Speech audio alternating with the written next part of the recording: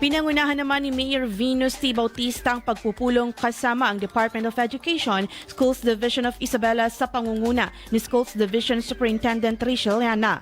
Dumalo sa naturang aktibidad ng mga school head, department head ng LGU Tumawini at iba pang opisyal ng SDO Isabela upang pag-usapan ang paghahanda para sa 2026 RSPC. Pinatitibay nito ang seryosong pagtutok ng LGU Tumawini sa maayos na organisasyon at epektibong pagpaplano para sa nalalapit na kaganapan.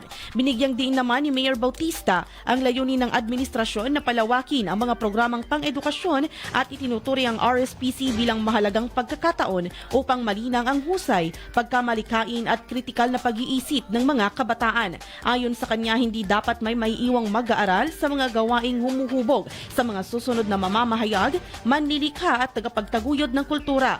Nananatiling sentro ng pulong ang pagkakaisa ng DepEd at LGU upang matiyak na magiging makabuluhan, maayos at matagumpay ang pagdaraos ng RSPC sa Tumawini sa susunod na taon. IFM News.